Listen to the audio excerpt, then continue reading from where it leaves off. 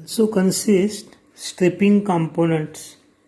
Components that remove or strip blanks and scrap from the punch or die when the operation is over. So like a stripper, push-off pins, ejectors, knockouts. So these are stripping components. Means which remove or strip blanks or and scrap from the punch or die when the operation is over. Okay, these are stripping components. So example of stripping components are strippers, then push pins, then ejectors and knockouts. Then fastening components.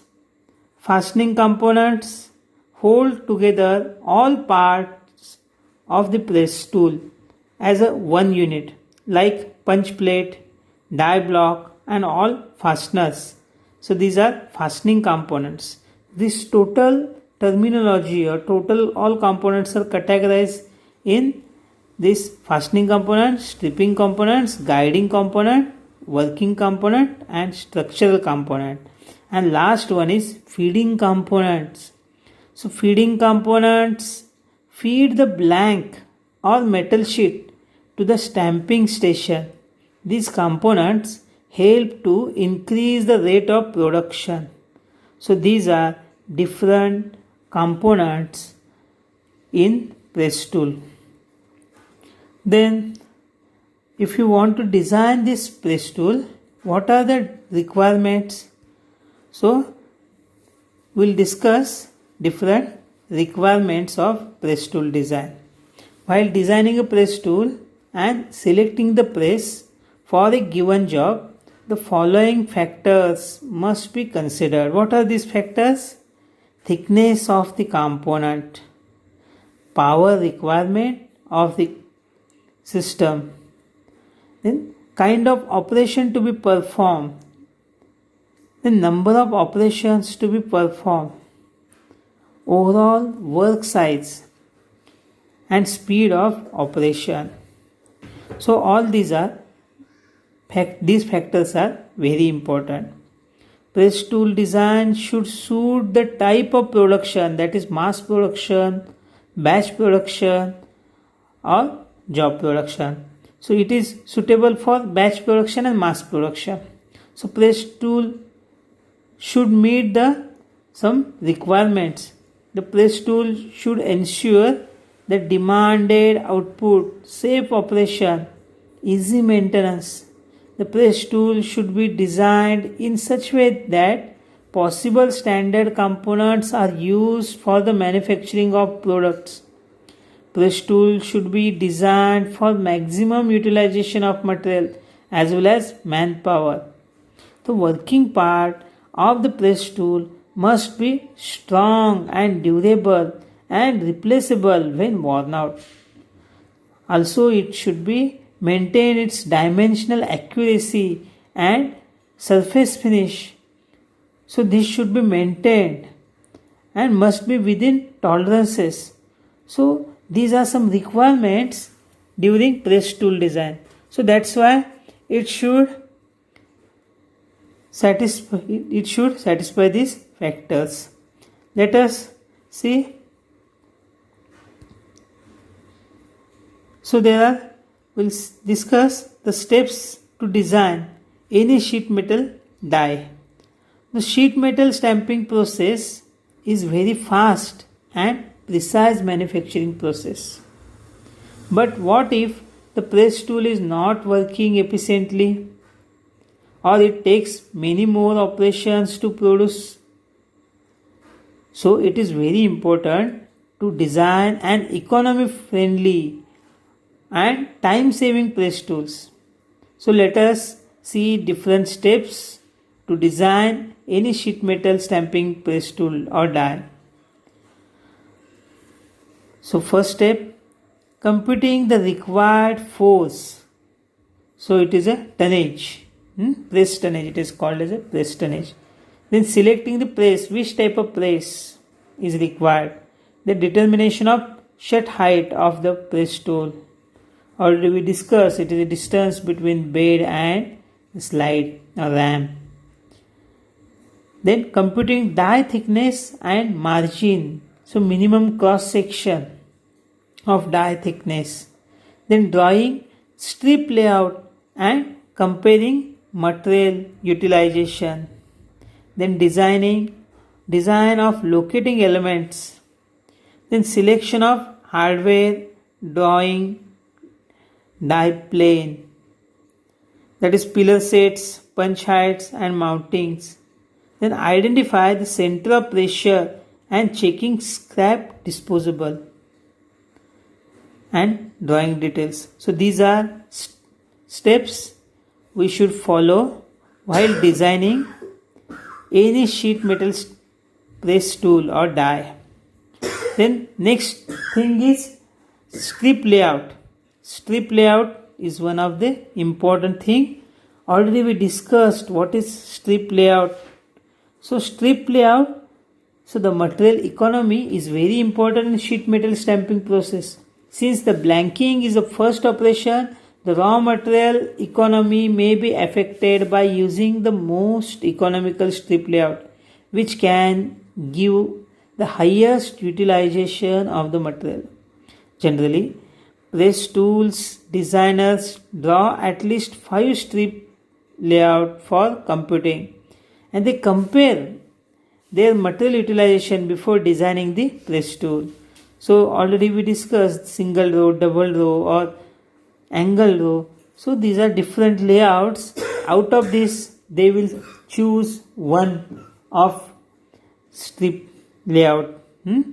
So the material utilization for strip layout may be calculated from the formula. So from formula is used.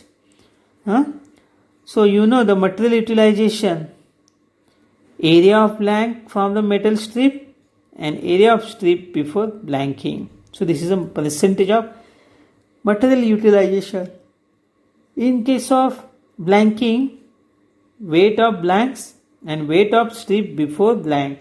So it gives the percentage utilization. The strip layout for blank shape, like letters L, it may be like, so you see here you can see the L shape, it may be T shape, it may be U shape. So it depends to produce economically by inverted layout as shown in figure. Okay, so this is very important to make a strip layout. Then we should study the theory of press process. What happens exactly? The sheet metal cutting operations in a stamping work is a shearing process. You know, when punch descends, as the punch touches the sheet metal and travel downward, it pushes the material into the die opening. The material is subjected to both compressive and tensile stresses. These stresses will be highest at the edges of die, and punch and material will stressing beyond its elastic limit and starts cracking there. So in second figure you can see there is a crack. So it starts cracking at this place. Okay, so this is what the shearing. So all of we discussed in 8th lecture, I think. Different steps are there. So 3 steps of shearing or fracture in sheet metal cutting operations. That is the stressing the material beyond its elastic limit. Second step, the plastic deformation due to reduction in area. And third is fracturing starts in a reduced area. So this fracture takes place in 3 steps. One is stressing the material beyond its elastic limit. Second is plastic deformation due to reduction in area. And third is fracturing starts in reduced area. So this is the exact theory of tool stamping process, that is sheet metal process. So these are 3 steps in which the metal cutting operation takes place. Next is forces disposition. The force developed in the shearing operation is represented by a triangle as shown in figure. A vertical shearing force and horizontal lateral forces are represented by V and H. You can see this is a V, vertical forces, and lateral forces as H, horizontal forces. The resultant force is represented by R. This is a resultant force. So you can see in a diagram, so V, H and R. So vertical forces, the value of the vertical component V depends upon the area to be sheared and shear strength of the material to be cut. Shear area is a multiple of length of cut and sheet thickness, whereas horizontal force, the value of horizontal or lateral force H depends upon the die clearance. The horizontal force can be started in terms of vertical force percentage. This percentage is the same as the die clearance percentage. For perfect shearing or cutting of sheet metal, clearance must be provided. Okay, let us discuss clearance. What is then clearance? So the amount of space between punch cutting edge and die cutting edge is known as clearance.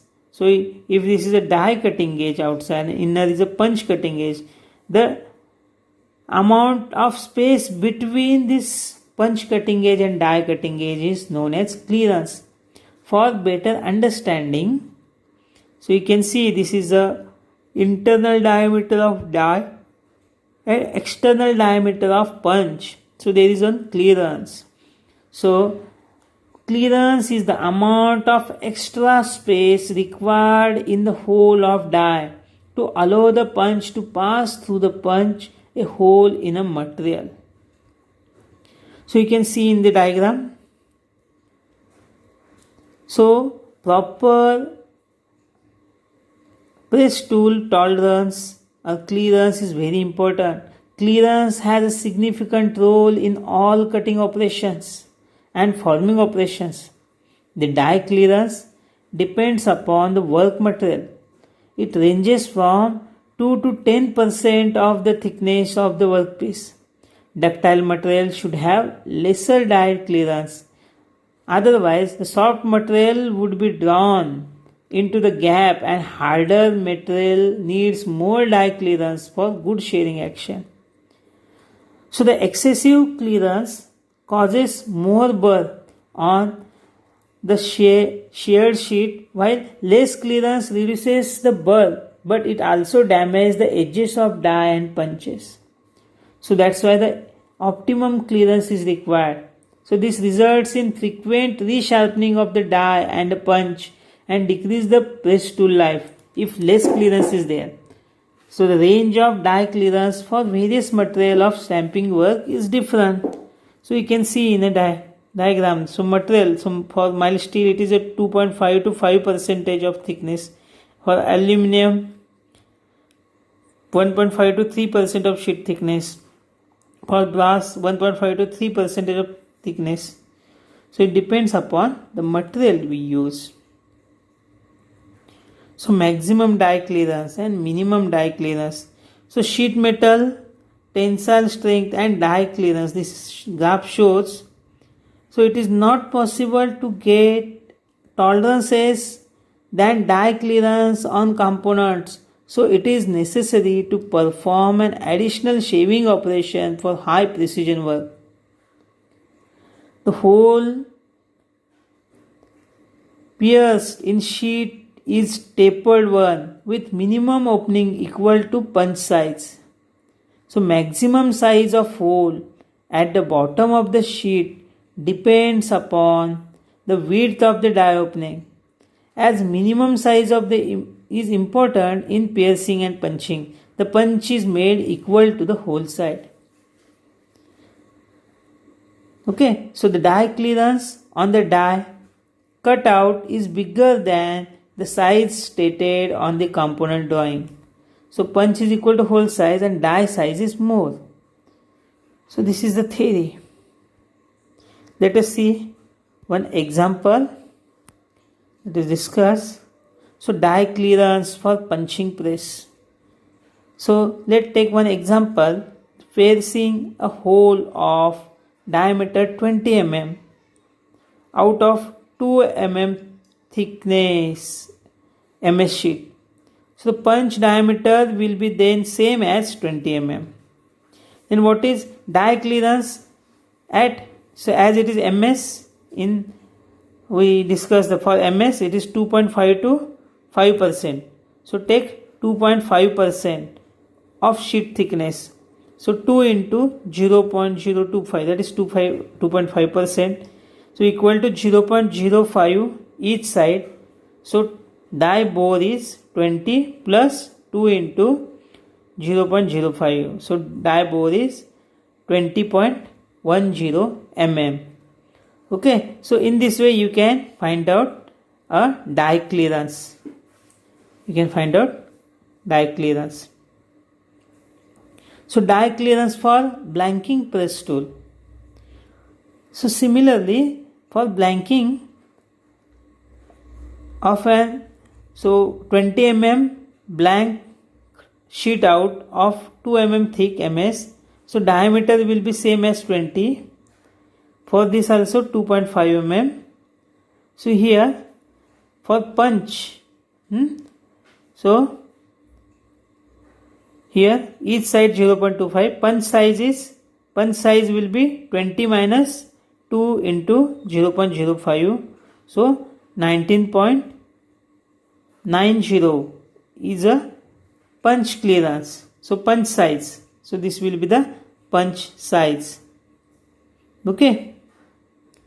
So the blanked profile sheet is also tapered one with minimum size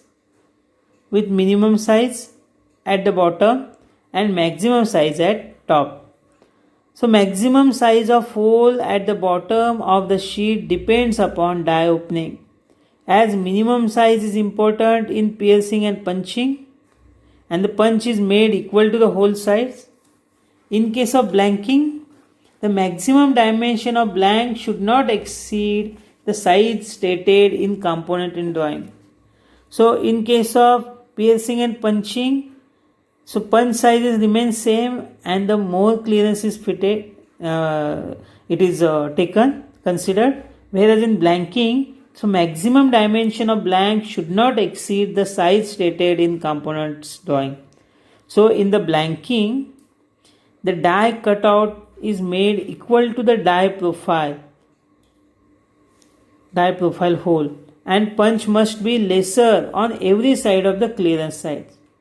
So here the second example gives the punch in case of blanking, and it should not exceed 20 mm. In case of the die size, inner size is 20 mm and punch outer side is 19. Okay, in case of blanking. So what is the difference between punching and blanking? You know, the blanking and punching tools both are similar. However, the workpiece in the blanking tool is called as a blank. Is used further for operations, where as in punching tool, the piece falling through the die is a scrap and remaining thing is useful. So this is difference. Already we discussed. So this is about die clearance in case of punching and blanking. Now let us discuss some bending press tools principle. So if you want different shapes, okay, the different types of punch and dies you require to use. So we'll discuss the concepts. In bending process, changes the shape of blank to make it angular, curved. Different shapes are there, okay? V, U, okay? Curved or both without much change in its thickness. So different shapes you can take. It is very common process for changing sheets and plates into channels, drums, tanks, etc.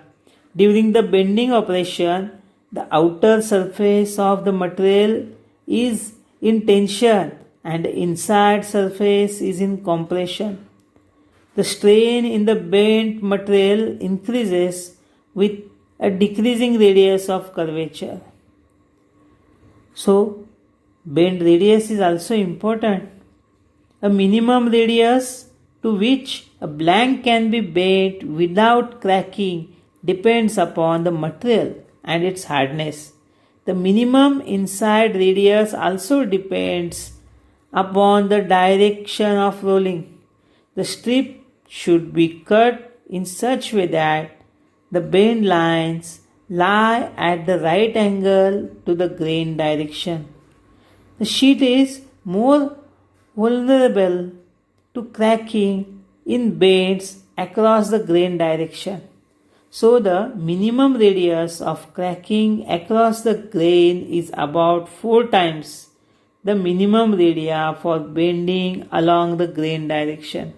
Usually the direction of grains is parallel to the longer side of full uncut sheet. So this is about bend radius. Then bend allowance. Bend allowance is also important. So the bend radius for different material, it is different radius is there. Okay, minimum radius for bending various materials along the grain direction are different. For aluminum it is less, it is 0.25 T to 0.15 T. So for steel it is 0.5 to 4 T. For brass it is 0.55 T. So it depends upon the material. Then what is bend allowance? So bend allowance, when the metal sheet folded or bent, the metal around the bend is deformed and stretched. Here it is stretched, bent and stretched. As this happens, it gains small amount of total length in the stamped part. The bend allowance is defined as the added length to the actual length of the part in order to develop a flat pattern. Okay.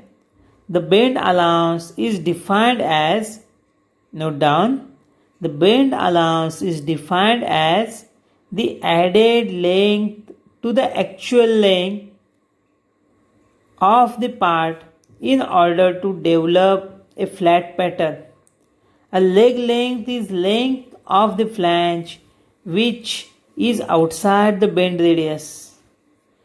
We'll see. Next is blank sides and developed length. So blank size is necessary. Stamping principle to calculate is necessary to calculate the length of the blank before bending, because the component is usually blanked before bending. So during the bending, the metal layers adjacent to the inner radius are compressed, while the metal layers adjacent to the outer radius are stretched. Some layers of sheet neither compress nor stretch during a bending operation. It is called neutral plane. So neutral plane lies along the middle of sheet thickness for radius more than twice thickness. For radius less than twice of sheet thickness, approximately 1/3 thickness from the inner radius surface of the bend. So it is a neutral axis which is neither compressed nor stretched. Here, so internal portion is compressed, the outer portion is tensile force, and central neutral plane. While calculating the blank length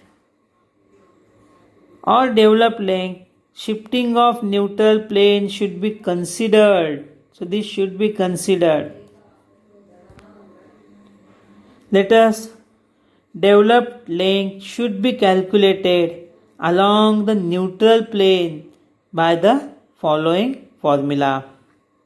So note down this formula. L equal to pi by 180 into A in bracket R plus 0.5t, where R equal to or greater than 2t.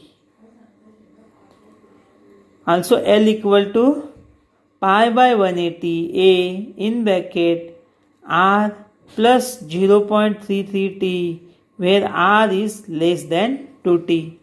What is R? R is a inside bend radius. R is a inside bend radius. S is a thickness, sheet thickness. L is a developed length. And A is a angle of bend. Here I have not mentioned A, but A is what? A is the angle of bend in degree. Angle of bend in degree. Okay. So this is very important. So L, it is a length developed. Okay. Developed length. Let us see one example. Note down this example. Calculate the developed length or blank length for the following component. You note down dimensions given. So this is a thickness is 2 mm. So the size and shape is given 45. Okay, width is 45, height is 25. Here is tension, here is compression. L3, L2 is there, L1 is there. So this is L1, this is L2, and this is L3. You consider the three components. You know this is a constant, this is a constant. So this is angle, 90 angle, and this arc length we must calculate, that is L2.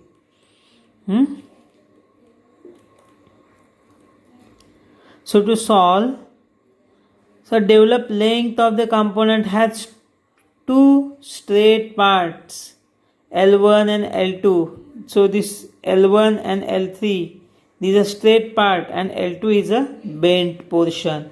L2 is a bent portion.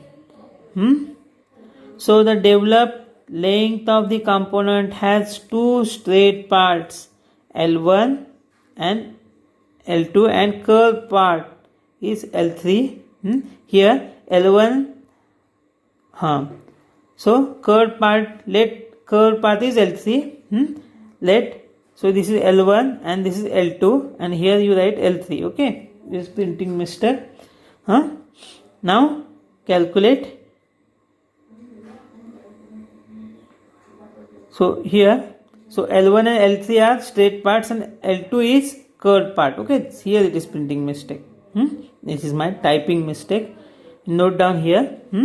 So this diagram is correct. This is L1 and L2 and L3 here. So L2 is curved part. So calculate L1 and L2. So here, so L1 equal to 25 minus sheet thickness and inner radius. So it will 25. What is 25? So L1 height is given. It is total 25. Thickness is 2 mm. Sheet thickness plus inner radius is 5. So inner radius is given 3. Sheet thickness is given 2. So substitute here and you can find out L1. Similarly L3. So here it is 45. So this is 2. Here it is 45.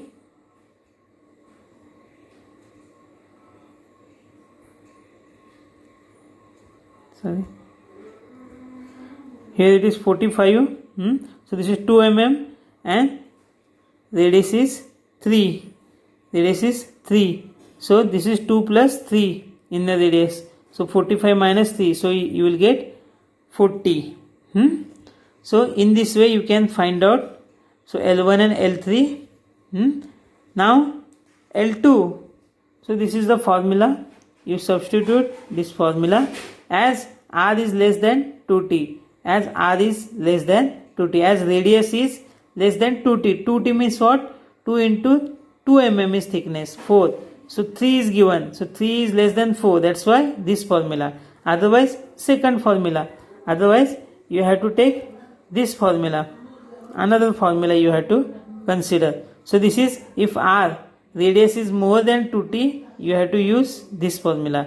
If radius R is less than 2t, you can use this. So use this formula to find out that arc length. Okay, you put the values here. A is angle is 90. So 3 is radius, t is thickness. Find out L2.